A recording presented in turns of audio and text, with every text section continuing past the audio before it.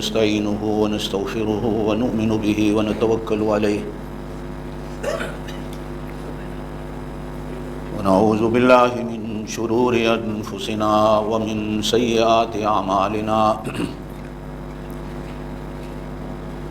من يهده الله فلا مضل له ومن يضلله فلا هادي له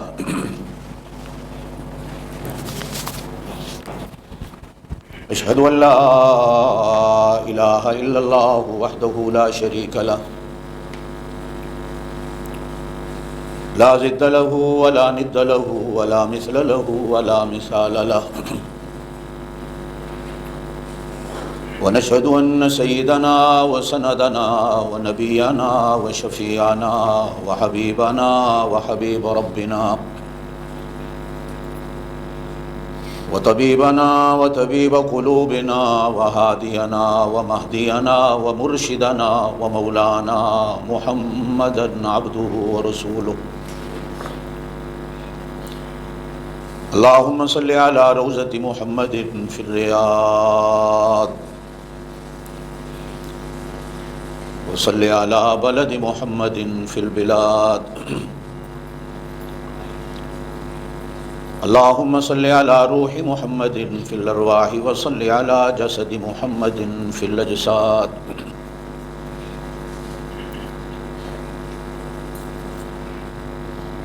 أما بعد فقد قال الله تبارك وتعالى في كلام المجيد والفرقان الحميد أعوذ بالله من الشيطان الرجيم بسم الله الرحمن الرحيم وما آتاكم الرسول فخذوه وما نهاكم عنه فانتهوا واتقوا الله إن الله شديد العقاب صدق الله العلي العظيم وبلغنا رسوله النبي الكريم الأمي الأمين ونحن على ذلك لمن الشاهدين والشاكرين والحمد لله رب العالمين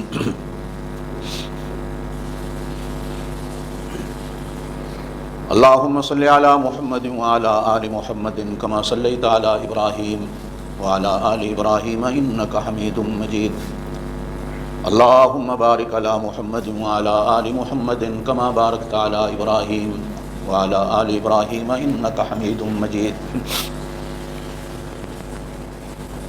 یہی بات کہنے کو جی چاہتا ہے یہی بات کہنے کو جی چاہتا ہے مدینے میں مرنے کو جی چاہتا ہے یہ کس جانے جانا کا فیض ہے کہ جی کو جی سے گزرنے کو جی چاہتا ہے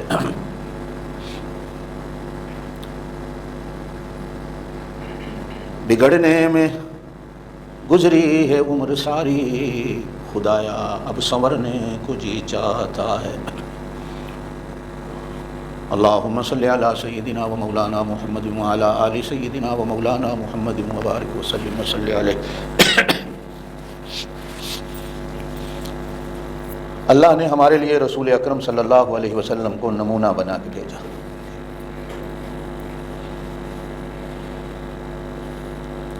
ہم نے آئینے میں نبی کریم علیہ السلام کے چہرے کو دیکھ کر اپنے چہرے کو بنانا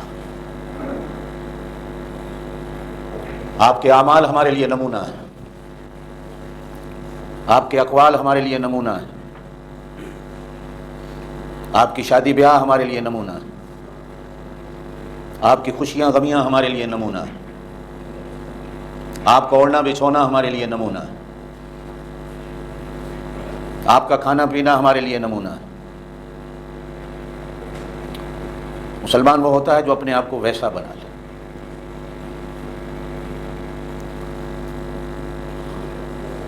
اپنی مرضی سے بننا اور سنورنا اسے مسلمان ہی نہیں کہتے جو صرف اپنے آپ کو بناتا اور سنوارتا ہے وہ اپنے آپ کو بناتا نہیں سنوارتا نہیں بلکہ بگاڑتا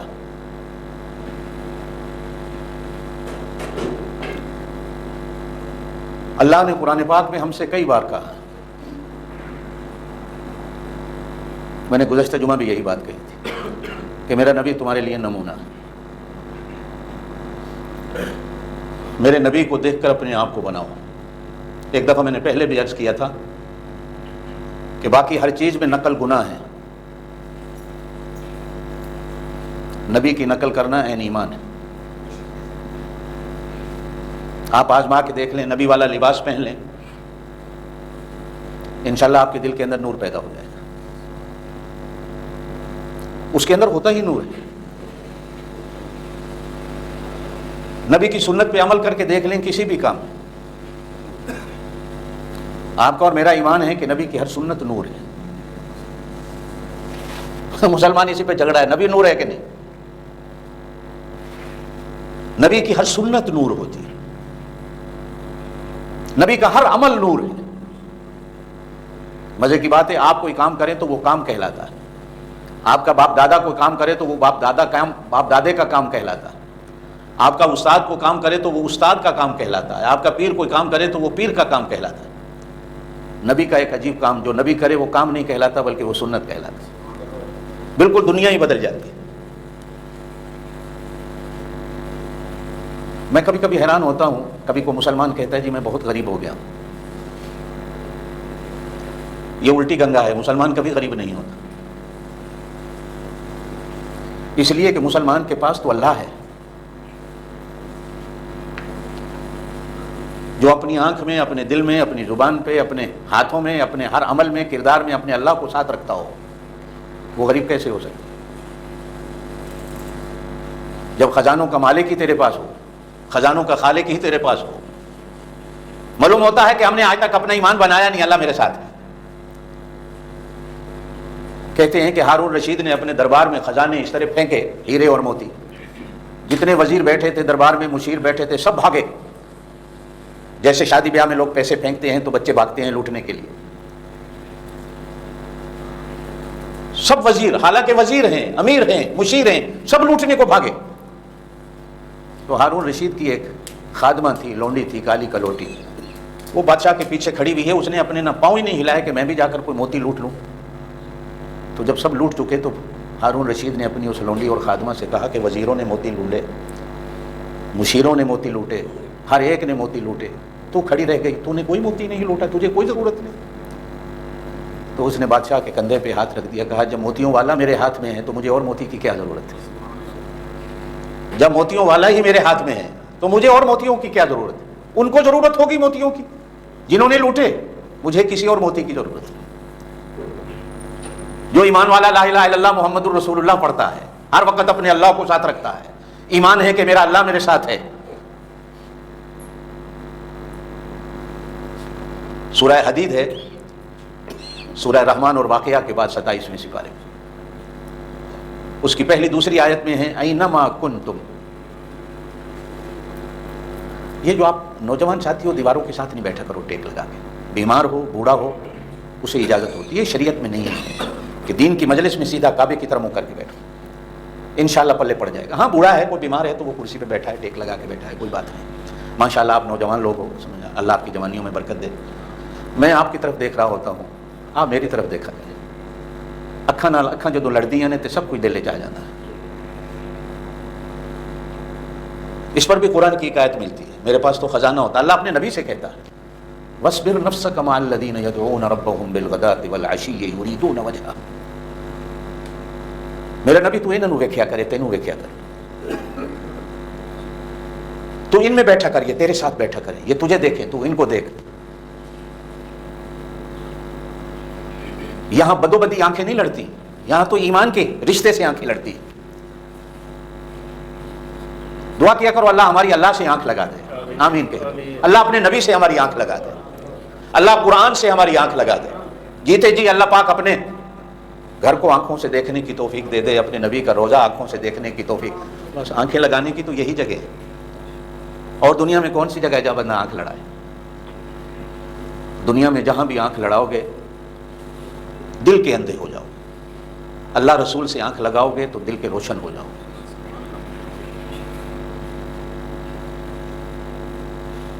اللہم صلی علی سیدنا مولانا محمد وعلی آل سیدنا محمد. بات میں کر رہا تھا کہ جب کبھی کوئی مسلمان کہتا ہے میں غریب ہو گیا ہوں تو دل کو کچھ ہوتا ہے کہ یار جس کے پاس اللہ ہو.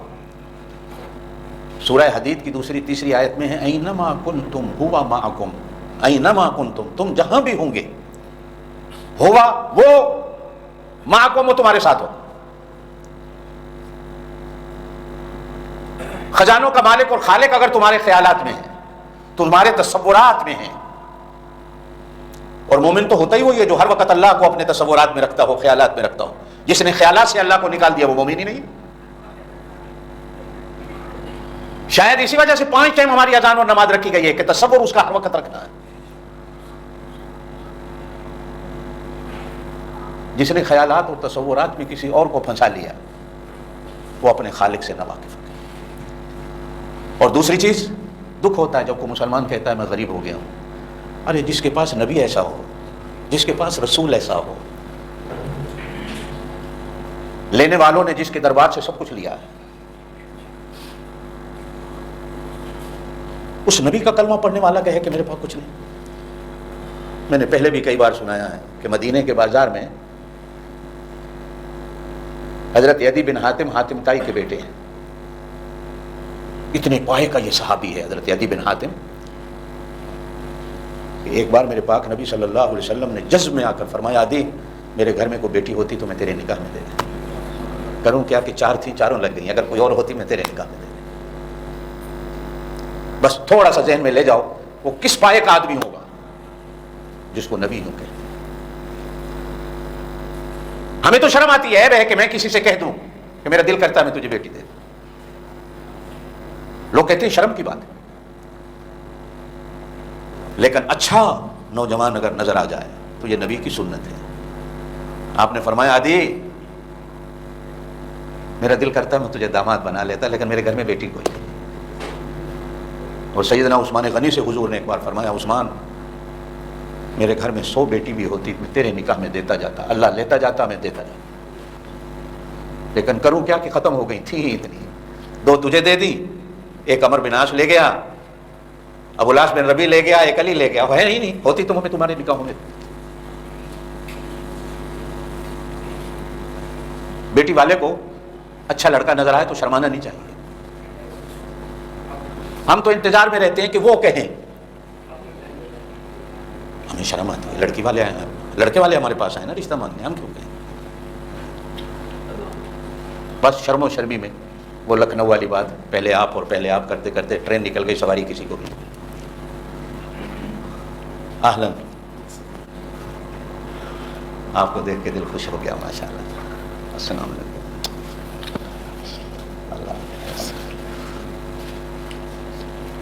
بہت بڑے عالم دین، بہت بڑے مجاہد، بہت محنت کرنے والے مفتی شہید الاسلام صاحب بنگلہ دیش کے میرے 30-40 سال کے رفیق ہیں، ساتھی ہیں، دوست ہیں. اللہ ان سے بڑا کام لے رہا ہے. میری خوش قسمتی ہے آج میں نے ان کو دیکھا ہے بڑے عرصے کے بعد. اللہ ان کو سلامت رکھے، آمین کہنا. آئیے میں اپنی بات کی طرف آتا ہوں.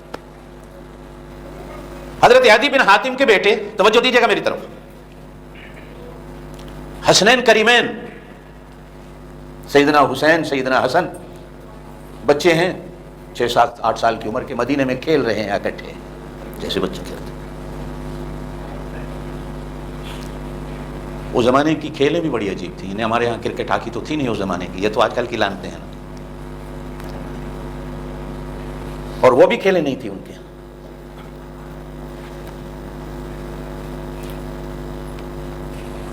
اس نے کہا حضرت عدی کے بیٹے نے، میرا دادا جس کا نام حاتم تائی تھا وہ بڑا سخی تھا. یہ گیم ہے بچوں کی. حسنین کریمین کہنے لگے ہمارا نانا بڑا سخی تھا. اب یہ مدینے کی گلی میں گیم ہو رہی ہے کہ وہ کہہ رہا ہے میرا دادا بہت بڑا سخی تھا، وہ کہتے ہیں کہ ہمارا نانا بڑا سخی تھا. تو دونوں نے کہا عدی کے بیٹے سے کہ بتاؤ تمہارا دادا کتنا سخی تھا. تو انہوں نے کہا کہ میرے دادے کی حویلی تھی، اس حویلی کے 8 یا 10 دروازے تھے.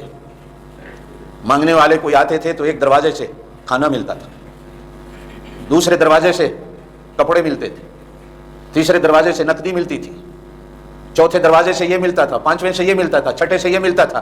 سنا کہ جب وہ چپ ہوا تو حسنین کریمین دونوں ہنس پڑے، کہنے لگے یہ کیا سخاوت ہوئی کہ لینے والا سارا دن دروازے ہی گھومتا رہے، کبھی اس دروازے پر، کبھی اس دروازے پر، کبھی اس دروازے پر، کبھی اس دروازے پر۔ آؤ ہم بتاتے ہیں کہ ہمارا نانا کتنا بڑا سکتا ہے۔ میرے نانے کی حویلی بھی نہیں تھی، کوٹھی بھی نہیں تھی، بنگلہ بھی نہیں تھا، دروازہ بھی کوئی نہیں تھا، چھپڑ تھا، یا کبھی مسجد نبی کا صحن ہوتا تھا، میرے نانا بیٹھے ہوتے تھے، ایک ہی جگہ تھی بیٹھنے کی۔ بادشاہی لینے والے بھی آتے تھے تو بادشاہی مل جاتی تھی، کھانا مانگنے والے آتے تھے تو کھانا بھی وہیں سے ملتا تھا، کپڑے لینے والے آتے تھے تو کپڑا بھی وہیں سے ملتا، ہر شے ایک ہی جگہ سے ملتی تھی، ایک ہی لحظے میں بندہ سب کچھ لے کے اٹھتا تھا، اسے گھومنا نہیں پڑتا تھا خیرات لینے کے لیے۔ میں حیران ہوتا ہوں اس مسلمان پر جو یوں کہے کہ میں بہت غریب ہوں، جس مسلمان کے پاس اللہ کا نام ہو، جس مسلمان کے پاس محمد الرسول اللہ صلی اللہ علیہ وسلم کی زندگی ہو، سیرت ہو، صورت ہو، نام ہو، ہر چیز ہو، وہ مسلمان کہے میرے پاس کچھ نہیں، اس کے ایمان میں خلل نظر آتا ہے۔ لینے والے اسی در سے سب کچھ لے کے جاتے، لینے والوں نے سب کچھ یہیں سے لیا ہے۔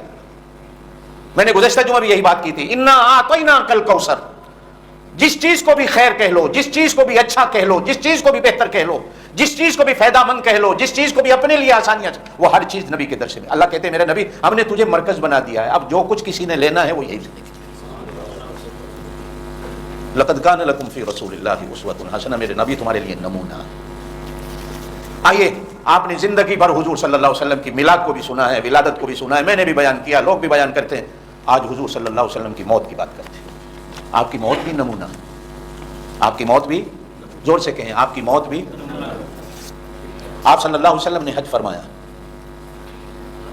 جسے حجۃ الوداع کہا جاتا ہے، سن 10 ہجری میں۔ کب؟ زور سے۔ یہ آخری حج تھا آپ صلی اللہ علیہ وسلم، اور زمانہ نبوت کا پہلا اور آخری حج۔ نبوت سے پہلے آپ نے حج کیے ہیں، ہجرت سے پہلے آپ نے حج کیے ہیں، لیکن زمانہ نبوت کا، ہجرت کے بعد کا آپ صلی اللہ علیہ وسلم کا یہ ایک ہی حج ہے جو آپ صلی اللہ علیہ وسلم نے سن 10 ہجری میں فرمایا۔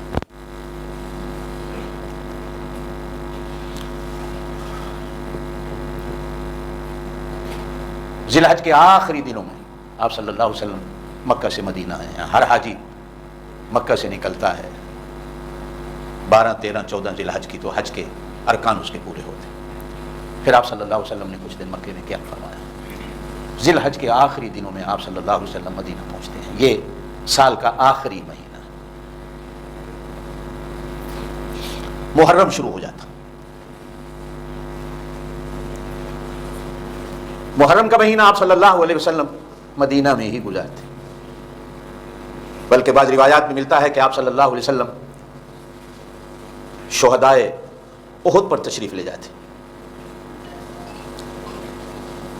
جنت البقیع میں آپ تشریف لے جاتے ہیں۔ یہ محرم کا مہینہ آپ صلی اللہ علیہ وسلم کا اسی طرح گزرتا ہے۔ محرم کے بعد دوسرا مہینہ اسلامی کیلنڈر کا سفر ہوتا ہے، جانتے ہو سفر بھی آپ صلی اللہ علیہ وسلم نے مدینہ پاک میں گزارا۔ سفر کا آخری بدھ آتا ہے، آخری بدھ ہے، آپ صلی اللہ علیہ وسلم کو بیماری شروع ہوتی ہے، آپ بیمار ہو جاتے ہیں۔ یہ پہلا دن تھا آپ صلی اللہ علیہ وسلم کی بیماری کا، سفر کا آخری بدھ ہے۔ بعض علماء نے لکھا ہے کہ سفر کی 29 تاریخ تھی یا 28 تاریخ تھی، نہ پتا ہو تو آپ کے ہاں یہ ساری چونکہ رسمیں ایسی ہیں، میلاد کی بھی اور وہ بھی، کہ جس دن آپ صلی اللہ علیہ وسلم بیمار ہوئے، فارسی کے اندر چہار شنبہ بولا جاتا ہے بدھ کے دن کو، آخری چہار شنبہ آپ کی زندگی کا، جب آپ بیمار ہوتے۔ پنجاب کے بعض دیہاتوں میں گھروں میں چوری بنائی جاتی ہے، کراچی حیدرآباد میں اس کو 13 تیجی کا دن کہا جاتا ہے، انڈیا میں بھی 13 تیجی کا دن کہا جاتا ہے۔ بچوں کو بلا کر مٹھائی بانٹی جاتی ہے، چوری بانٹی جاتی ہے، حالانکہ حضور کی بیماری کا دن ہے، لیکن زمانہ ایسی الٹی چال چل گیا۔ 12 ربیع الاول حضور کی وفات کا دن ہے، زمانہ ایسی الٹی چال چل گیا کہ بیماری جس دن شروع ہوتی ہے اس دن بھی مسلمان مٹھائیاں کھاتا ہے، اور جس دن حضور صلی اللہ علیہ وسلم کی وفات ہوتی ہے مسلمان کیک کاٹتا ہے، ہیپی برتھ ڈے گایا جاتا ہے۔ میں آگے کچھ نہیں کہتا، وہ آپ اپنا دماغ سے فیصلہ کیجیے گا یہ کیا ہے۔ میرے ملتان میں 63 من کا کیک بنا، چھریاں لے کر کاٹ کر ہیپی برتھ ڈے گایا گیا۔ وہ آپ جو مرضی کہیں، اس پر میں کچھ نہیں کہتا کہ آیا یہ چیزیں کیا ہیں۔ 13 تیجی آخری چہارشنبہ، وہ چوری والا دن ہو یا مٹھائیوں والا دن، حضور کی بیماری والے دن، دشمن ایسی چال چل گیا کہ مسلمان کو ان چیزوں کے پیچھے لگا دیا۔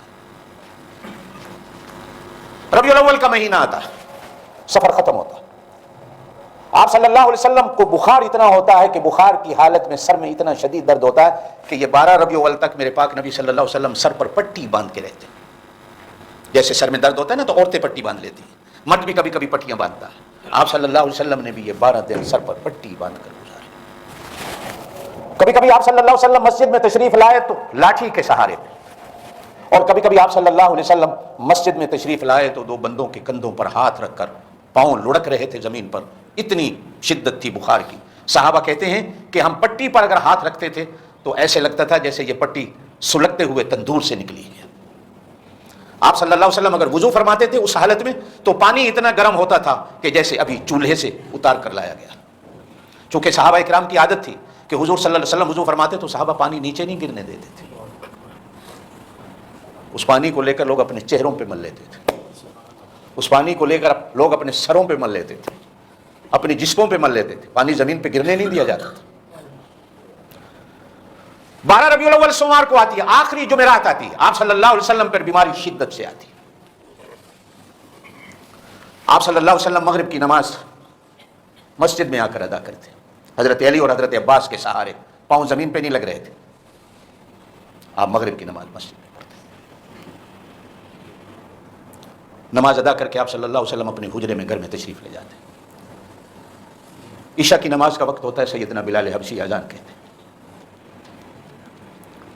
حضور صلی اللہ علیہ وسلم پر بخار کی حالت میں غشی طاری ہے، آپ مسجد میں تشریف نہیں لاتے، غشی میں ہی پوچھتے ہیں، بے ہوشی کی حالت میں پوچھتے ہیں نماز ہو گئی؟ عرض کیا گیا اللہ کے رسول صاحب آپ کے انتظار میں ہیں، پھر غشی طاری ہو جاتی ہے، تھوڑی دیر کے بعد ہوش آتا ہے، پوچھتے ہیں نماز ہو گئی؟ عرض کیا گیا یا رسول اللہ صاحب آپ کے انتظار میں ہیں، پھر غشی ہو جاتی ہے، پھر ہوش آتا ہے، آدھی رات گزر جاتی ہے، نماز ہو گئی؟ عرض کیا اللہ کے رسول لوگ آپ کے انتظار میں ہیں۔ آپ صلی اللہ علیہ وسلم ارشاد فرماتے ہیں مروا ابا بکر، ابا بکر سے کہو فلیصلی بالناس، لوگوں کو نماز پڑھنا ہے۔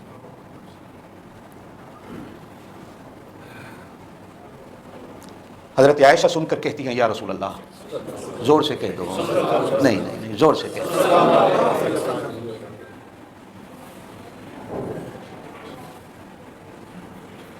میرا ابا نرم دل ہے، آپ کے مصلی پہ کھڑا کیسے ہوگا؟ نبی کے مصلی پہ کھڑا ہونا، نبی کے ممبر پہ بیٹھ جانا، اور پھر اس نبی کے مصلی پر جو نبیوں کا نبی ہے، اس نبی کے ممبر پر جو رسولوں کا رسول ہے، میرا ابا اتنا نرم دل ہے کہ یہ مصلی پہ گر جائے گا۔ آپ صلی اللہ علیہ وسلم پھر فرماتے ہیں مروا ابا بکر، ابا بکر سے کہو فلیصلی بالناس، لوگوں کو نماز پڑھائے۔ اماں پھر عرض کرتی ہیں میرا ابا رقیق القلب ہے، مصلی پہ نہیں کھڑا ہو سکے، آپ عمر سے کہہ دیجئے نماز پڑھائے۔ حضور صلی اللہ علیہ وسلم پھر تیسری بار کہتے ہیں ابو بکر سے کہو نماز پڑھائے۔ پھر حضرت عائشہ کہتی ہیں تو حضور فرماتے ہیں عائشہ تمہاری حالت بھی وہی ہے جو یوسف والی عورتوں کی تھی، نبی کوئی کام حکم خدا بندی کے بغیر نہیں کرتا، یہ میرے اللہ کا حکم ہے۔ اور پھر آخری بار تو تمہارے یہاں بھی رواج ہے، جو بستر پہ بڑا بندہ بات کر لے تو لوگ کہتے بابا اس کی آخری باتیں مان لو، جب میں کہہ رہا ہوں کہ مصلی پہ ابو بکر آئے گا، سیدنا ابو بکر رضی اللہ تعالیٰ عنہ مصلی پہ آتے ہیں۔ ایمان والو، نبی کے مصلی پہ کھڑا ہونا تو آسان کام نہیں ہوتا، یہ مصلی امانت ہے، یہ ممبر امانت ہے نبی کی، یہ کوئی کسی کو خیرات میں نہیں دیتا، وہ دیتا ہے، اس پہ کوئی خیرات میں کسی کو نہیں بٹھاتا، زور سے کہو وہ بٹھاتا ہے۔ ہر کوئی نبی کے مصلی پہ نہیں آ سکتا، ہر کوئی نبی کے ممبر پہ نہیں آ سکتا، اللہ جس کو چاہے۔ حضرت ابوبکر صدیق رضی اللہ تعالیٰ نے عشاء کی نماز پڑھا، یہ جمعرات کی عشاء کی نماز تھی، جمعہ آتا ہے۔ فجر کی نماز بھی سیدنا ابوبکر صدیق پڑھاتے ہیں، آپ صلی اللہ علیہ وسلم گھر میں پڑھتے ہیں، غشی طاری ہے۔ اماں کہتی ہیں بڑی عجیب حدیث ہے، یا رسول اللہ، زور سے کہہ قربان جاؤں آپ کو اتنی تکلیف؟ تو ارشاد فرماتے ہیں کہ جس طرح اللہ سے میرا مقام اللہ کے ہاں ہے، امتحان بھی میرا اسی طرح ہوتا ہے۔ تم اتنے نہیں آزمائے جاتے ہو جتنا نبی آزمایا جاتا ہے۔ تمہارا 2 دن کا بخار میرا 1 دن کا بخار، تمہارا 1 دن کا بخار میرا 1 گھنٹے کا بخار، تمہارا 1 گھنٹے کا بخار میرا 1 منٹ کا بخار۔ تمہارا بخار اگر 110 تک چلا جائے تو تم مر جاتے ہو، نبی کا بخار ڈبل ہوتا ہے، 220 تک بھی چلا جاتا ہے۔ میرے اندر طاقت ہے برداشت کرنے کی، تمہارے اندر طاقت نہیں برداشت کرنے کی۔ وَلَا تَزِرُ وَازِرَةٌ وِزْرَ أُخْرَىٰ، اللہ اتنا ہی بوجھ ڈالتا ہے جتنا اٹھانے والا اٹھا سکتا ہے۔ میں اٹھا سکتا ہوں، تم نہیں اٹھا سکتے، اس لیے تم دعا مانگا کرو، اللہ ہم ان آزمائشوں کے قابل نہیں ہیں، زیادہ امتحان میں مت ڈال۔ وہ تیرا نبی تھا، وہ صحابہ تھے جو امتحانات میں پاس ہو گئے، اللہ ہم بڑے کمزور ہیں، آمین کہہ دو، اللہ ہم بڑے کمزور ہیں۔ فرمایا جتنا کسی کا مقام ہوتا ہے اتنا ہی وہ زیادہ آزمایا جاتا ہے۔ آپ کی جس سے دوستی ہوتی ہے آپ اتنا ہی زیادہ اس کو آزماتے ہو۔ دیکھو دوستی میں کتنا ہے۔ اللہ بھی فرماتے ہیں جو میرا دوست ہوتا ہے میں اس کو بھی آزماتا ہوں۔ قرآن کہتا ہے وَإِذِ ابْتَلَىٰ إِبْرَاهِيمَ رَبُّهُ بِكَلِمَاتٍ فَأَتَمَّهُنَّ، ہم نے ابراہیم کو امتحانوں میں ڈالا۔ وہ اللہ کا خلیل تھا، یہ اللہ کا محبوب ہے، اللہ کی مرضی ہے۔ جمعہ آتا ہے، جمعہ بھی سیدنا ابو بکر صدیق رضی اللہ تعالیٰ عنہ خطبہ ارشاد فرماتے حضور پہ غشی تھا۔ نماز مغرب کے وقت جمعے والے دن تھوڑی غشی اترتی ہے تو آپ صلی اللہ علیہ وسلم حضرت فرماتے مجھے وضو کراؤ۔ آپ صلی اللہ علیہ وسلم کو وضو کرایا جاتا، حالانکہ وضو اپنے ہاتھوں سے کرنا سنت ہے نبی کی، یہ وضو کی سنتوں میں سے ایک سنت ہے، مستحبات میں سے ایک مستحب ہے کہ آدمی وضو اپنے ہاتھوں سے کرے۔ لیکن ابا بیمار ہو، استاد بیمار ہو، مرشد بیمار ہو، پیر بیمار ہو، استاد بیمار ہو جائے، بڑا کو بیمار ہو جائے تو وضو کرانا یہ بھی سنت ہے۔ بلکہ ایک حدیث کے اندر آتا ہے، زرقانی میں روایت ہے، مشکات میں بھی، آپ صلی اللہ علیہ وسلم نے فرمایا کہ مجھے نہلایا جائے، 7 ٹھنڈے ٹھنڈے کنوؤں کا پانی لایا جائے، مجھے غسل دو۔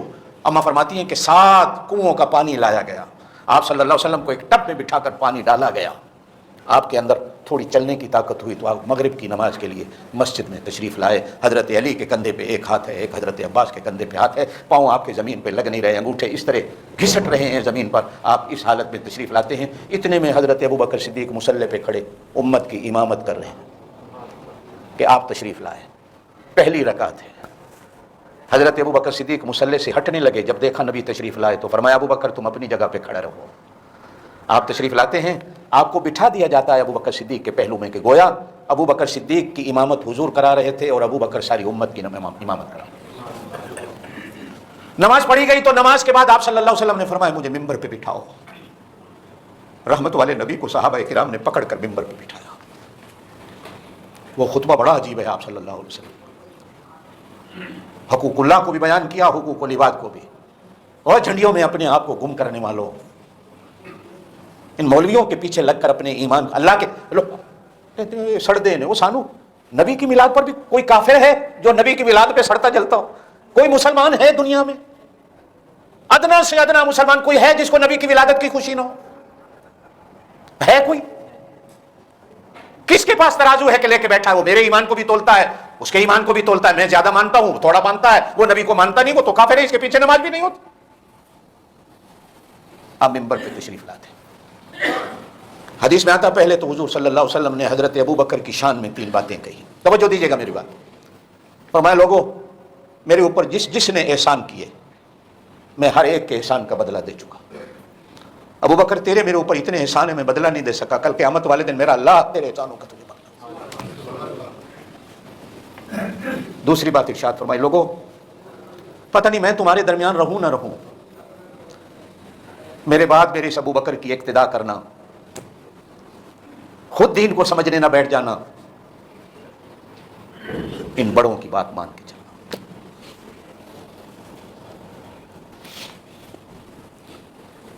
تیسری بات بڑی عجیب ارشاد فرمائی، چونکہ وہ محلہ جو تھا وہ چوکور تھا، مسجد نبوی اور چاروں طرف صحابہ کرام کے گھر تھے، ہر ایک نے اپنے گھر کا دروازہ مسجد کی طرف رکھا ہوا تھا۔ جیسی اذان ہوئی اپنے اپنے گھروں سے مسجد نکلتے، آپ نے فرمایا جس کا گھر مسجد کی طرف دروازہ کھلتا ہے سارے بند کر دو، ایک میرے گھر کا دروازہ کھلا رہے اور ایک ابو بکر صدیق کے گھر کا دروازہ کھلا رہے، بالکل دونوں ایسے آمنے سامنے ہیں۔ جو مدینے گئے ہیں وہ روضہ رسول کو دیکھتے ہیں، تو روضہ رسول کے برابر میں ادھر دروازہ ہے باب ابی بکر صدیق، آج بھی اس کے اوپر لکھا ہوا ہے حاضی خوخت ابی بکر صدیق، یہ ابو بکر صدیق کے گھر کا دروازہ. فرمایا یہ بھی کھلا رہے، میرا بھی کھلا رہے، میں نکلوں تو یہ مجھے دیکھے، یہ نکلے تو میں دیکھتا رہوں، باقی سارے بند کر دو. دوسری طرف سے دروازے کھولو اور مسجد میں آؤ، صرف یہ 2 دروازے کھولے. یہ محبتوں کی عجیب داستان ہے، میں تفصیل میں نہیں جاتا، پھر کبھی چاہیے. پھر جو باتیں آپ نے ارشاد فرمایا، لوگوں زندگی کا کوئی پتہ نہیں، میں نے اگر کسی کا کچھ دینا ہے تو مجھ سے لے. نمونہ ہے نبی کی موت. میں آگے موت کی تفصیل میں بعد میں جاتا ہوں. دیکھو جس طرح آپ کا بچپن نبی کا بچپن، زمین و آسمان کا فرق. آپ کی پیدائش نبی کی پیدائش، زمین و آسمان کا فرق. آپ کی جوانی نبی کی جوانی، زمین و آسمان کا فرق. آپ کے اعمال نبی کے اعمال، زمین و آسمان کا فرق. نبی کی موت، آپ کی موت، زمین و آسمان کا فرق. یہ وہ موت نہیں جو ہماری ہے. دنیا میں آج فرقے بن گئے. ایک فرقہ کہتا ہے نبی مر گیا، پتھر ہو گیا، مٹی ہو گیا، مدینے جانے کا کوئی فائدہ نہیں. ایک یہ موت کا عقیدہ ہے. دوسرا عقیدہ ہے موت آئی نہیں. وہ ہانگ کانگ بھی آتے ہیں، پاکستان بھی آتے ہیں، چمچا چوئی میں بھی آتے ہیں، جارڈن بھی آتے ہیں، جہاں بلا لو نبی آ جاتے ہیں، نبی تو ہے. ایک یہ موت کا عقیدہ ہے. اب یہ میں آپ پہ چھوڑتا ہوں کہ ان میں سے صحیح کون ہے. میں اپنا نظریہ عقیدہ اپنے اکابرین کا 1000 بار آپ کے سامنے بیان کر چکا. فرمایا مجھ سے کسی نے لینا ہو تو لے لو. نمونہ ہے، یاد رکھنا میری ان باتوں کو. پتہ نہیں زندگی وفا کرے نہ کرے، آپ ہوں میں نہ ہوں، میں نہ ہوں آپ، کیا پتا، لیکن یہ باتیں یاد رکھنا. ایک صحابی کھڑے ہوتے ہیں، عرض کہ اللہ کے رسول 2 روپے میں نے آپ سے لینے، میرا ادھار باقی ہے. آپ صلی اللہ علیہ وسلم نے، ایک روایت میں آتا ہے حضرت عباس سے کہا عباس اس کو 2 روپے دے دو.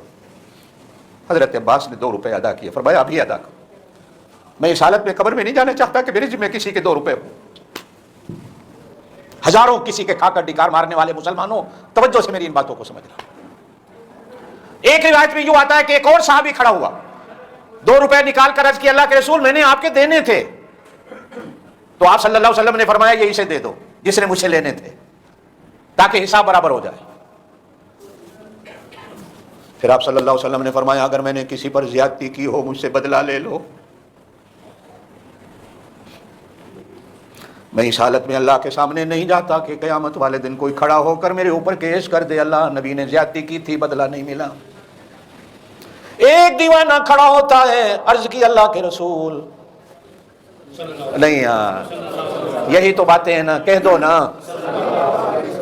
خدا جب روٹھتا ہے گناہگاروں سے، توجہ اسلامیہ شور نہیں پا، خدا جب روٹھتا ہے گناہگاروں سے وہ درود پڑھ کر اپنے خدا کو منا لیتے ہیں. بات بنتی نہیں ہم بنا لیتے ہیں، تیرا نام لے کر محفل کو سجا لیتے. بات بنتی نہیں ہم بنا لیتے ہیں، تیرا نام لے کر محفل کو سجا لیتے ہیں. خدا جب روٹھتا ہے گناہگاروں سے وہ درود پڑھ کر خدا کو، زور سے، وہ درود پڑھ کر، وہ درود پڑھ کر خدا کو منا. کہو اللہم صلی علی، زور سے زور سے زور سے، اللہم صلی علی محمد وعلی آل محمد کما صلیت علی ابراہیم وعلی آل ابراہیم انک حمید مجید. بدر کے میدان میں صف کے اندر سے میں تھوڑا سا آگے نکلا ہوا تھا، آپ صفوں کو سیدھا کرنے آئے، آپ نے میرے پیٹ میں لکڑی کھبائی تھی، آج میں نے اس کا بدلہ لینا ہے. بیماری کی حالت میں منبر پہ میرے آقا تشریف فرمائے، صحابہ سے کہتے ہیں اسے آنے دو، یہ بدلہ لے لے. آج تو پیر چلے تو لوگ مریدوں کو پیر کے آگے چلنے نہیں دیتے، ساڑھے پیر نو کنڈ ہوندی ہے.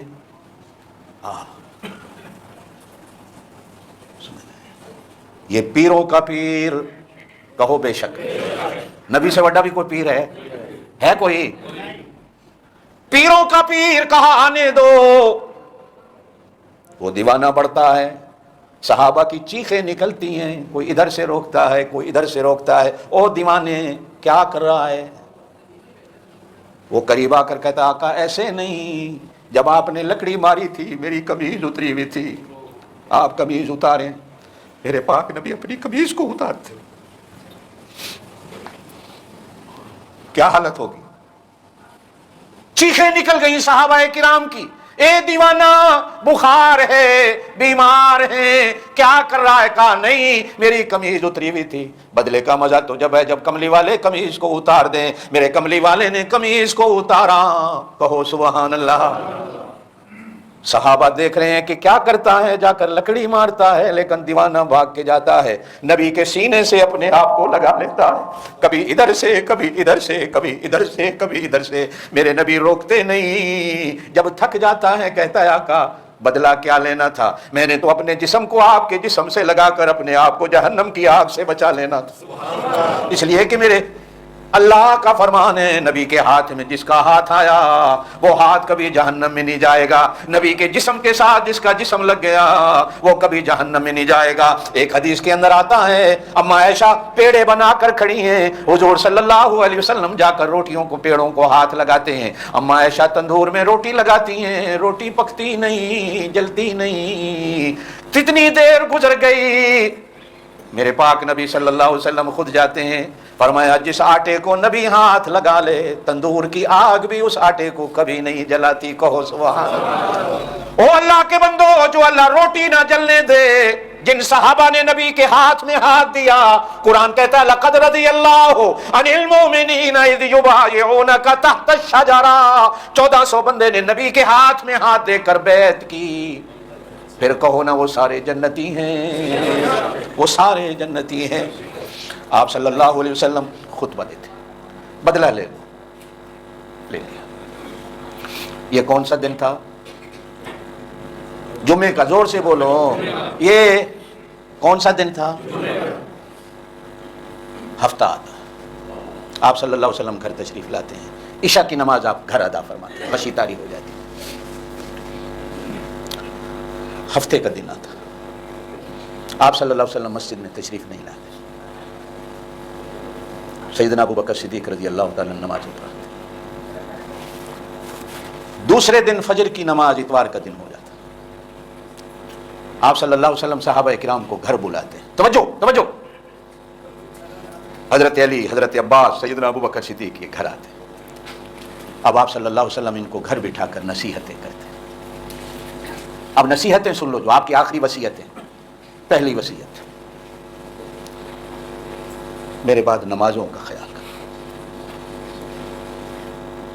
میرے بعد، زور سے بولو، میرے بعد نمازوں کا خیال کرو۔ یہ میرے پاک نبی صلی اللہ علیہ وسلم کی آخری وصیتیں ہیں۔ پہلی کیا؟ زور سے بولو، میں کہتا نہیں، بس اسے دماغ میں بٹھا لو۔ باپ دادا کی وصیتوں پہ عمل کرتے ہو، نبی کی وصیت پہ بھی عمل کرنا ہے۔ نمازیں چھوڑو گے؟ اگلی بات فرمایا، میرے بعد اپنے غلاموں کی، اپنے نوکروں کی، اپنی گھر والیوں کا خیال کرنا، جو خود کھانا نوکر کو وہی کھلانا، جو خود پہننا غلام کو وہی، عورتوں کا خیال رکھنا، اپنی بیویوں کا خیال رکھنا۔ یہ تمہاری مار کھانے کے لیے نہیں ہے، یہ تمہارے طعن و تشنیع سننے کے لیے نہیں ہے، یہ تمہارے ظلم و ستم سہنے کے لیے نہیں ہیں۔ ہن لباس لکم وانتم لباس لہن، یہ تمہارا لباس ہے، تم ان کا لباس۔ اپنے لباس کا خیال کرتے ہو؟ تھوڑی سی استری ٹوٹ جائے تو کرتے ہو، ان کا بھی خیال کرو۔ پھر ارشاد فرمایا، مکے سے آنے والے مہاجروں کا خیال رکھنا۔ مہاجروں سے کہا مدینے والے انصار کا خیال کرنا، بڑوں سے کہا چھوٹوں کا خیال کرنا، چھوٹوں سے کہا بڑوں کا خیال کرنا۔ یہ مجلس ختم ہو جاتی، نصیحتیں ہو جاتی، پلے باندھ کے صحابہ چلے جاتے۔ سوموار کا، اتوار کا دن بھی ایسے ہی گزرتا ہے، سوموار کا دن آتا ہے جو 12 ربیع الاول ہے، کیا ہے؟ جو کیا ہے؟ سیدنا ابو بکر صدیق رضی اللہ تعالیٰ عنہ فجر کی نماز پڑھاتے ہیں۔ آپ صلی اللہ علیہ وسلم اپنے حجرے سے پردہ اٹھاتے ہیں، اپنی جماعت کی طرف دیکھتے ہیں، چہرے پہ مسکراہٹ آتی ہے. صحابہ کہتے ہیں اللہ کی قسم ہے ہمیں ایسے لگا جیسے چوندوی کا چاند روشن ہو گیا. مسکراہٹ پھیلی, نور نکلا ایک. حضرت عائشہ کہتی ہیں کہ میں ایک دن گھر کے دیے پر بیٹھی کپڑا سی رہی تھی, اتنے میں دیے کا تیل ختم ہو گیا, وہ بجھ گیا, سوئی میرے ہاتھوں سے نیچے گر گئی. اب میں ٹٹول رہی ہوں کہیں سے مجھے سوئی مل جائے, اندھیرا ہے سوئی کہاں ملے. اتنے میں حضور حجرے میں تشریف لاتے ہیں. آپ کے لانے کی برکت ایسی ہوئی جیسے سورج نکل آیا. میں نے سوئی کو ڈھونڈ لیا, کہو سبحان اللہ, میں نے سوئی کو ڈھونڈ لیا. حضرت عائشہ رضی اللہ تعالیٰ عنہ مسکرا کر کہتی ہیں یا رسول اللہ, نہیں مزہ نہیں آیا, مزہ نہیں آیا کہ آپ کے آنے سے میں نے سوئی کو ڈھونڈ لیا. حضور نے فرمایا عائشہ بعض میرے امتی قیامت والے دن ایسے بدبخت ہوں گے جو قیامت والے دن مجھے نہیں دیکھ سکیں گے. تو نے تو سوئی کو ڈھونڈ لیا, قیامت والے دن بھی میرے امتی مجھے نہیں دیکھ سکیں گے. عرض کی اللہ کے رسول ایسا بھی ہوگا؟ فرمایا ہاں. فرمایا جنہوں نے میری سنتوں کو چھوڑا, بدعتوں کو اپنایا, نئی نئی چیزیں دین میں ایجاد کی اور ان کو دین سمجھ کر اپنایا, قیامت والے دن اللہ پاک ان کو میرا چہرہ بھی نہیں دیکھنے دے گا. حتیٰ کہ میں حوض کوثر پہ کھڑا ہوں گا, وہ آئیں گے تو فرشتے ڈنڈے ہاتھوں میں لے کر ان کو واپس بھگا دیں, سوکن نکلو, تمہارا کوئی حصہ نہیں حوض کوثر میں, اس لیے کہ تم نے سنتوں کو چھوڑ کر بدعتوں کو اپنایا. قریب تھا کہ صحابہ نماز کو توڑ دیتے, ایسا منظر پڑا. آپ صلی اللہ علیہ وسلم نے فوراً پردے کو نیچے کر دیا تاکہ میری امت نماز کو پورا کر لے. میرا دل کہتا ہے کہ شاید اللہ نے اس لیے پاک نبی سے پردہ اٹھوایا ہوگا کہ دیکھ لو امت ابو بکر صدیق پر کیسی متفق ہے, امت ایک امام پر کیسی متفق ہے. سارے ابو بکر صدیق کے پیچھے کھڑے نماز پڑھ رہے ہیں. جس کام کے لیے ہم نے آپ کو بھیجا تھا کہ ایک امت بنا دو, وہ امت بن گئی. غریب امیر بڑا چھوٹا کندھے سے کندھا ملا کر کھڑا. اب نماز کے بعد صحابہ کرام حجرے میں تشریف لائے, دیکھا تو حضور کا چہرہ مسکرا رہا ہے. معلوم ہوا کیا صحت ہے. یہ سوموار کا دن تھا, فجر کی نماز کے بعد. صحابہ خوش ہو گئے کہ حضور صحت مند ہو گئے. سیدنا ابو بکر صدیق رضی اللہ تعالیٰ عنہ کی ایک بیوی مدینے سے 3 میل دور تھی. کہا یا رسول اللہ صلی اللہ علیہ وسلم اگر آپ اجازت دیں تو میں اس بیوی کے گھر سے ہو لوں, کتنے دن ہو گئے آپ کی بیماری کی وجہ سے نہیں جا سکا, آج لگتا ہے اللہ نے آپ کو صحت دے دی تو میں ہو آؤں. وہ تشریف لے گئے, صحابہ بھی اپنے اپنے گھروں میں چلے گئے. اب اماں کہتی ہیں سورج جو نکلا تو آپ صلی اللہ علیہ وسلم پر بیماری کی غشی پھر آئی. جیسے بچہ ماں کی گود میں سر رکھتا ہے, حضور نے میرے سینے کے ساتھ اپنا سر لگایا.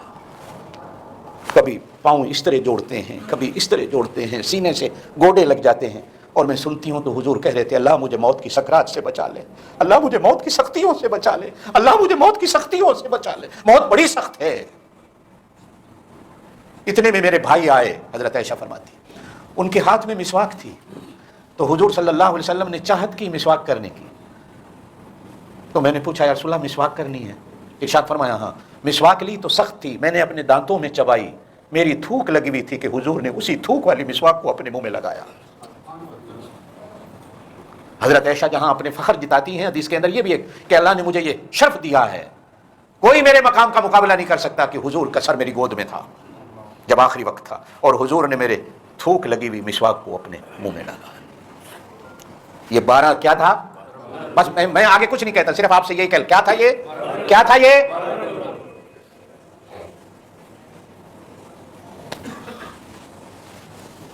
اماں کہتی ہیں پانی کا پیالہ چارپائی کے کنارے پڑا تھا.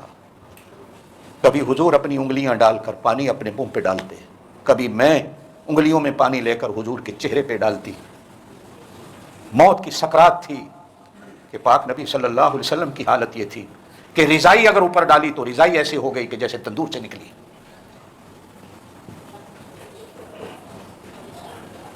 فرماتی ہیں چاش کا وقت آیا, حضور کا سر میری گود میں, کسی کو کوئی پتہ نہیں کیا ہو رہا ہے. اتنے میں جبریل آئے, جبریل آ کر عرض کرتے ہیں اللہ کے رسول اسرائیل آیا ہے, اگر اجازت دے دیں میں اسرائیل کو اندر آنے کی اجازت دے دوں, اس کو لے آؤں.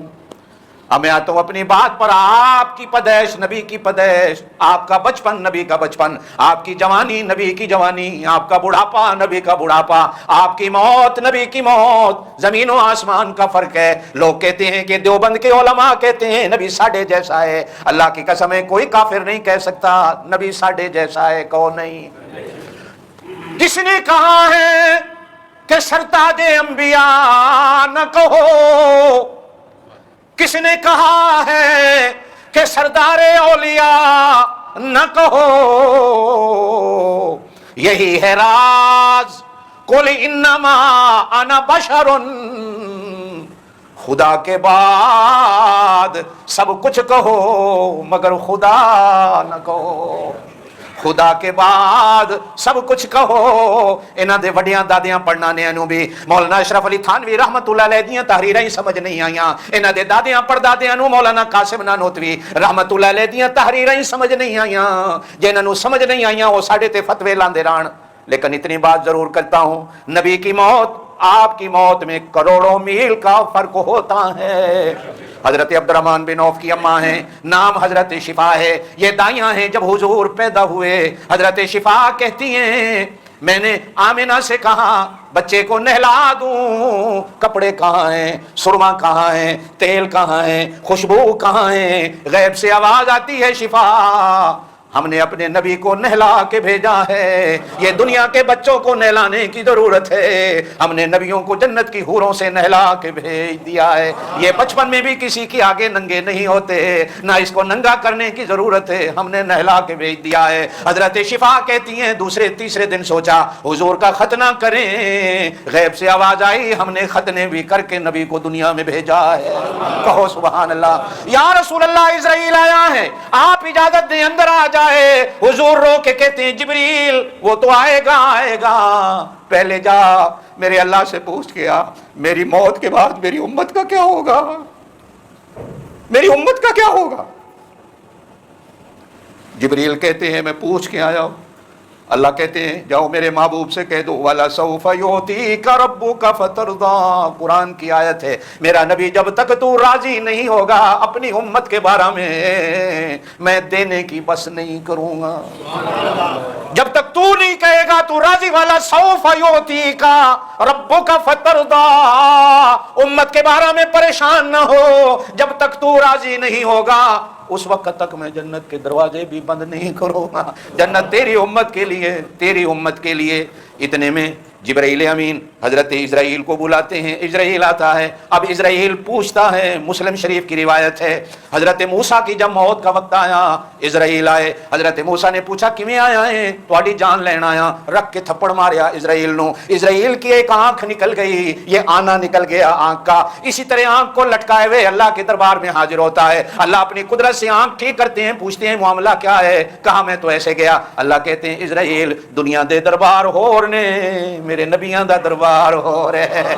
وہ کس طرح چلا گیا تینوں آج تک نبیوں کے پاس جانے کا طریقہ نہیں آیا. پہلے جا کے نبی سے پوچھ. اللہ بلاتا ہے, نبی ہاں کرے تو جان لینا, نبی نہ کرے تو خالی ہاتھ واپس آ جانا. حضور صلی اللہ علیہ وسلم فرماتے ہیں اسرائیل کو آنے دو. اب اسرائیل آتے ہیں. اب حضور حضرت عائشہ کہتی ہیں آخری الفاظ حضور کے ہیں اللہم اللہم اللہم بالرفیق الاعلی. اللہ میں تیرے نال ملنا چاہنا, اللہ میں تیرے نال ملنا چاہنا, اللہ میں تیرے نال ملنا چاہنا. اتنے وچ ظہر کی اذان کا ٹائم تھا یا دونوں کے درمیان کا وقت تھا, چاش اور ظہر کے ٹائم کے درمیان میں میرے پاک نبی صلی اللہ علیہ وسلم کی روح کو اسرائیل لے جاتا ہے. کوہرام مچ گیا, ہم ساری رونے بیٹھ گئیں. اتنے میں مسجد نبی میں رونے کی آواز پہنچی. سارے صحابہ جمع ہو گئے. حضرت ابوبکر صدیق کو کسی نے گاؤں میں جا کر بتلایا. وہ گھوڑے پہ سوار بھاگتے ہوئے آئے. مسجد نبی میں حالت یہ تھی حضرت علی بے ہوش پڑے ہوئے تھے, حضرت عثمان غنی بے ہوش تھے, صحابہ دیواروں میں ٹکرے مار رہے تھے, حضرت عمر تلوار لے کر پاگلوں کی طرح مسجد نبی میں گھوم رہے تھے. خبردار کسی نے کہا نبی کو موت آ گئی, میں اس کی گردن اتار دوں گا. دن کون سا تھا, زور سے زور سے, دن کون سا تھا, دن کون سا تھا. لوگ کہتے ہیں خوشیاں شیطان نے اس دن نہیں منائیاں. فتوا دیو اے سارے صحابہ شیطان سن جڑے رو رہے سن, جڑے بے ہوش ہو گئے سن. کسی نے اس دن چنڈیاں نہیں لگائیں, کسی نے حلوے نہیں پکائے, کسی نے جلوس نہیں نکالے, بے ہوش پڑے. ظہر کی نماز کا ٹائم ہوتا ہے. ہانگ کانگ والوں توجہ دینا, آخری بات عرض کروں وقت گزرا. حضرت بلال حبشی اذان دینے کھڑے ہوتے ہیں، اللہ اکبر، اشہد ان لا الہ الا اللہ، اشہد ان محمد الرسول اللہ. بے ہوش ہو کے بلال حبشی گر گئے. ہوش آیا، کسی نے پوچھا، کہا میں جب بھی اذان کہتا تھا نبی حجرے سے نکلتے تھے، میں ان کو دیکھتا تھا، وہ مجھے دیکھتے تھے. آئے آج دیکھنے والا کوئی نہیں بلال کی اذان کو. دن کون سا تھا؟ سیدنا ابو بکر صدیق تشریف لاتے ہیں، سارا مدینہ بے ہوش ہے. حضرت انس کہتے ہیں ایک ہوش والا بندہ تھا جس کا نام ابو بکر صدیق. آئے حجرے میں تشریف لائے، حضور کے ماتھے سے چادر ہٹائی، بوسہ دیا، کہا اللہ کے نبی آپ پاک بھی آئے تھے، پاک چلے گئے. اب مسجد میں آئے تو لوگ بے ہوش ہیں، ممبر پہ چڑھے خطبہ دیا، کہا او لوگو کٹھے ہو جاؤ، من کان یعبد منکم محمدن، ہن مینوں دسو تواڈے وچوں محمد مصطفیٰ دی پوجا کرن والا کون تھا؟ سارے کہنے لگے نہیں ہم تو اللہ کی پوجا کرنے والے ہیں. کہا ان کو تو موت آ گئی، وہ زندہ ہے جس کی تم پوجا کرتے ہو. وما، قرآن کی آیت 4 سپارے کی پڑھی، وما محمد الا رسول قد خلت من قبلہ الرسل افا امات او قتل انقلبتم علی اعقابکم. میرا محمد اللہ نہیں، کہو بے شک میرا محمد خالق و مالک نہیں، میرا محمد مخلوق ہے. مخلوق کو موت ہے، اللہ خالق ہے جس کو موت نہیں. آپ سے پہلے لاکھوں نبی گزرے، سب کو موت آئی. افا امات، اب حضور کو موت آ گئی ہے، او قتل، یا وہ قتل ہو گئے. انقلب تم اعلی اعقابکم، تم اپنی ایڑیوں پہ دین اسلام سے پھر جاؤ گے. صحابہ کہتے ہیں اللہ کی قسم ہے اس ویلے سانو ہوش آیا. اب حضور کے دفن کفن کا مسئلہ آیا. حضرت ابو بکر صدیق رضی اللہ تعالی عنہ نے فرمایا، میرے سامنے ایک دفعہ حضور نے فرمایا تھا نبی جہاں مرتا ہے نبی کی قبر وہیں بنتی، اسی روزے کے اندر قبر کھودو. چارپائی کو ہٹا کر قبر کھودی گئی. حضور کو لحد والی قبر پسند تھی. قبر کے اندر جو ایک بغل بنائی جاتی ہے قبر کی، آپ کے لیے وہ قبر بنائی گئی. غسل کے لیے لوگ تیار کیے گئے. توجہ دینا، حضرت عباس، حضرت علی، حضرت اسامہ بن زید، حضرت قسم بن عباس، حضرت فضل بن عباس. شریعت کا مسئلہ ہے گھر والے غسل دیں. پتہ ہے جائیداد لینے ویلے تسی سارے حاضر ہو جاندے ہو تو غسل ویلے آدھے مولوی صاحب نو چھڈو، دور نس جاندے ہو، میت تو ڈر لگتا ہے، غسل کوئی نہیں دیتا، مولوی صاحب نو چھڈو. اب بیچارہ مولوی گاؤں کا امام ہوتا ہے، غسل بھی کوئی، تسی غسل واسطے بھی وہ نہیں رکھے ہوتا ہے. گھر والے غسل. حضرت علی فرماتے ہیں توجہ، حضور کے کپڑے اتارنے لگے ہم پر بے ہوشی طاری ہو گئی. غیب سے آواز آئی، یہ جمن ویلے ننگا نہیں ہویا، آج تک کسی نے اس کی شرم و حیا کی جگہ کو دیکھا نہیں. مرنے کے بعد بھی میرے نبی کو ننگا نہ کرو. اللہ چاہتا ہے کہ مرنے کے بعد بھی میرے نبی کی شرم و حیا کو کوئی نہ دیکھے. حضرت علی فرماتے ہیں ہم نے انہی کپڑوں میں حضور کو غسل دیا. حضرت علی حضور کو لے کر سینے سے لگا کے بیٹھے ہیں. حضرت عباس، حضرت قسم بن عباس حضور پر پانی ڈالتے ہیں. میں نے گزشتہ سے پیوستہ جمعہ بتایا تھا کہ میری قسمت میں حضرت قسم بن عباس کی قبر پہ گیا. وہ ازبکستان میں تاشقند میں ان کی قبر ہے، وہ سمرقند میں. نبی کے چاچا کا بیٹا، مدینہ کہاں سمرقند کہاں. یہ حضور کو غسل دینے میں شریک تھے. پھر حضرت ابوبکر صدیق نے کہا حضور نے ایک دفعہ مجھے فرمایا تھا کہ جب میرے اوپر موت آ جائے غسل کفن دے کر مجھے چھوڑ کر چلے جانا، پہلے میرا جنازہ فرشتہ پڑھنے آئیں گے. جبریل آیا فرشتے میں جنازے میں، اسرائیل آیا، میکائیل آیا. اس طرح زمین و آسمان کا کوئی فرشتہ ایسا نہیں جو حضور کے جنازے میں نہیں آیا. اب حضور کے جنازے کا امام کون بنے؟ نبی کا کوئی امام ہوتا ہے؟ میرا نبی تو نبیوں کا امام ہے، ان کی جنازے کی امامت کون کرے؟ حضور نے طریقہ بتا دیا، مجھے رکھ دینا، آنا، درود پڑھ کر دعا پڑھ کر نکلتے جانا. 3 دن تک حضور صلی اللہ علیہ وسلم پر دعا ہوتی رہی. زمین و آسمان کا کوئی فرشتہ ایسا نہیں رہا جس نے حضور کے جنازے میں آ کر دعا نہیں پڑھی، حضور پر سلام نہیں پڑھا. دن کون سا تھا؟ دن کون سا تھا؟ تاریخ کون سی تھی؟ زور سے بولو، تاریخ کون سی تھی؟ او اللہ دے بندے ہو، اسی تواڈے دشمن نہیں ہیں، تسی ساڈے مسلمان بھائی ہو، لیکن اتنا ضرور ہے ہمیں تمہارے ایمان کا درد ہے، ہمیں تمہارے ایمان کی فکر ہے کہ قیامت والے دن اللہ اور اللہ کے رسول کے سامنے بدعتوں کو لے کر نہ جاؤ، سنتوں کو لے کر جاؤ. 3 دن تک درود و سلام ہوتا رہا. 3 دن کے بعد حضور پاک صلی اللہ علیہ وسلم کو قبر مبارک میں اتارا گیا. اتارنے والے بھی یہی گھر کے لوگ تھے. حدیث میں آتا ہے کہ حضرت قسم بن عباس جن کا مزار سمرقند میں ہے، یہ آپ صلی اللہ علیہ وسلم کی قبر سے سب سے آخر میں نکلے، بالکل اندر مٹی ڈال کے.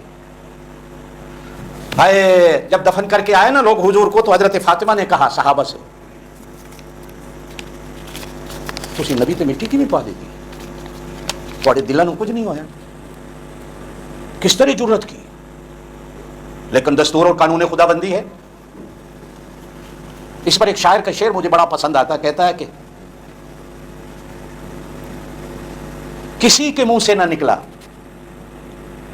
میرے دفن کے وقت، کسی کے منہ سے نہ نکلا میرے دفن کے وقت، اس پہ مٹی نہ ڈالو یہ نہایا ہوا ہے. کسی کے منہ سے نہ نکلا میرے دفن کے وقت کہ اس پہ مٹی نہ ڈالو یہ نہایا ہوا ہے. مٹی میں دبا کے چل دیے نہ دعا نہ سلام، مٹی میں دبا کے چل دیے نہ دعا نہ سلام. پتہ نہیں پل بھر میں زمانے کو کیا ہو گیا، پتہ نہیں پل بھر میں زمانے کو کیا ہو گیا. ابھی ادھر دفن ہو رہے تھے، ادھر جنازہ تو ہو چکا تھا. حکومتوں والوں کو آگے چلانے کی فکر ہوتی ہے، ملک کا کیا ہوگا. 1.25 لاکھ مربع میل کے قریب کلمہ پھیل چکا تھا، آگے کیا ہوگا. مدینے میں آج بھی وہ جگہ موجود ہے، سقیفہ بنو ساعدہ، جس میں صحابہ جمع ہو گئے. انصار نے کہا انصاری خلیفہ ہوگا، ہم نے انہیں پناہ دی ہے جو مکے سے مہاجر بن کے آئے. کسی نے آ کر حضرت ابوبکر صدیق کو کہا کہ صحابہ تو وہاں جمع ہیں انصاری، اور خلافت کا مسئلہ بن رہا ہے، آپ بڑے ہیں، نمازوں کے امام ہیں، امت کے امام ہیں، فکر کیجئے. حضرت ابوبکر صدیق دوڑے ہوئے جاتے ہیں، یہ کیا ہے. حضرت عمر کو ساتھ لیا، حضرت عبد الرحمن بن عوف کو ساتھ لیا. جب دیکھا تو انصاری جمع ہیں کہ ہمارا بندہ امیر ہوگا، خلیفہ ہوگا. حضرت ابوبکر صدیق نے فرمایا میں نے حضور سے سنا تھا کہ امت کا امام اور خلیفہ قریشی ہوگا. انصاریوں تمہاری خدمات اپنی جگہ پہ، ابھی سے، ابھی تو مٹی بھی نہیں ڈالی، امت میں ایک فرقہ اور فتنہ بنانا چاہتے ہو. اتنے میں حضرت عمر رضی اللہ تعالی نے کہا ابوبکر صدیق آپ قریشی ہیں، ہاتھ بڑھائیے میں آپ کی بیعت کرتا ہوں. حضرت عمر نے بیعت کی. جتنے صحابہ جمع تھے حضرت ابوبکر صدیق پہ ہاتھ رکھ کے بیعت کر کے حضرت ابوبکر صدیق کو خلیفہ بناتے. اب حضور صلی اللہ علیہ وسلم کو دفن کرنے کے بعد حضرت ابوبکر صدیق پہلا خطبہ دیتے. دن کون سا تھا؟ 12 ربیع الاول. میں بار بار یہ آپ کو دہرا رہا ہوں، دماغ میں رکھنا. دن کون سا تھا؟ جس دن یہ سورج قبر میں چلا جاتا، وہ قبر روضۃ من ریاض الجنہ، جنت کا ٹکڑا بنتی ہے، مرکز بنتی ہے، ہمارے دین و ایمان کا مرکز بنتی ہے. دن کون سا تھا؟ 12 ربیع الاول، اور سوموار کا دن. ظہر سے پہلے پہلے یہ سارا کچھ ہو جاتا ہے. پھر 3 دن تک آپ صلی اللہ علیہ وسلم کو جمعرات والے دن قبر میں دفن کیا جاتا ہے. میرا جی چاہ رہا تھا، آپ نے ہمیشہ آپ صلی اللہ علیہ وسلم کی سیرت پہ، میلاد پہ واز سنے ہیں، ولادت پہ، یہ کوئی بیان نہیں کرتا، عادت ہی نہیں کسی کی. کون کہے نبی کو موت آ گئی. دل کرتا تھا کہ آپ کے سامنے یہ 12 ربیع الاول کی تاریخ رکھوں، باقی آپ کی مرضی ہے. کسی کو شیطان کہو، کسی کو کچھ کہو، گستاخ کہو، نبی کو نہ ماننے والا کہو، وہ آپ کی مرضی ہے. بحمدللہ ممبر پہ بیٹھا ہوں، 12 ربیع الاول والے دن حضور پاک صلی اللہ علیہ وسلم کی ذات پر 1100 مرتبہ میں نے درود پاک پڑھا ہے. یہ سنانے کی بات نہیں ہے، سمجھانے کی ہے. تمہیں وہ مبارک جو تم کرتے ہو، ہمیں یہ مبارک جو ہم کرتے ہیں. تم وہ کام کرتے رہو، اس لیے کہ ہمارے روکنے سے کسی نے رکنا نہیں، ہم اپنا کام کرتے رہیں. عشق نبی کا یہ ہے، محبت نبی کی یہ ہے کہ اس دن بیٹھ کر حضور پاک صلی اللہ علیہ وسلم پر درود پڑھو، خیرات کرو، صدقات کرو، حضور پاک صلی اللہ علیہ وسلم کی روح مبارک کو ثواب پہنچاؤ. اس سے بڑا صدقہ کوئی نہیں، اس سے بڑا حضور کے ساتھ عشق کا مظاہرہ کوئی نہیں. آئیے، میں نے 2 جمعہ آپ سے حضرات سے بات کی تھی اپنے مدرسوں کے بارے میں. میرا حق بنتا ہے، آپ ہمیشہ میری آواز پر لبیک کہتے ہو. اتفاقاً آج یہ میں ان کے منہ کے اوپر کچھ کہنا میرے لیے بڑا عجیب سا لگتا ہے. یہ جو بزرگ بیٹھے ہیں یہ بنگلہ دیش کے عبدالستار یتی ہیں. سینکڑوں ایمبولینس، ہسپتال، آنکھوں کے، نابینوں کے، یتیم بچوں کے، مسجدیں، مدرسے. عبدالستار یتی بھی ایک دفعہ بنگلہ دیش آیا تو ان کو 10 لاکھ روپے دے گیا کہ مولوی ہو کر یہ کام. میرا ان سے 30-40 سال کا تعلق ہے. الحمدللہ بنگلہ دیش میں برما کے مہاجرین کے لیے بھی میرا جتنا کام ہے ان کے ذریعے سے بھی ہوتا ہے. ان کا بیٹا ہے مفتی طلحہ، یہ تو آج کل بنگلہ دیش میں جا نہیں سکتے، ایم پی اے تھے، یہ گورنمنٹ نے نکال دیا ہے، جیسے علماء کو پھانسی چڑھایا کہیں، دبئی میں ٹھکانہ ہے۔ ذرا نوازی ہے ان کی کہ آج ہمیں ملنے کے لیے یہاں تشریف لائے۔ مفتی افتخار صاحب، وہ جو دوسرا مدرسہ ہے حضرت سلطان بہو ٹرسٹ والا، وہ حضرت اس کے سسر ہیں، سے رشتہ بھی ہے۔ ہمارے پاکستان کے اکابرین علماء، ان سے میں ہمیشہ ان کے پاس جا کر ٹھہرتا ہوں۔ ان کی موجودگی میں مجھے اپنے مدرسے کے لیے زیادہ نہیں، صرف $10,000 چاہنا ہو کہ مجھے ایک چھت بند کرنی پڑ جائے، بہت مشکلات ہیں۔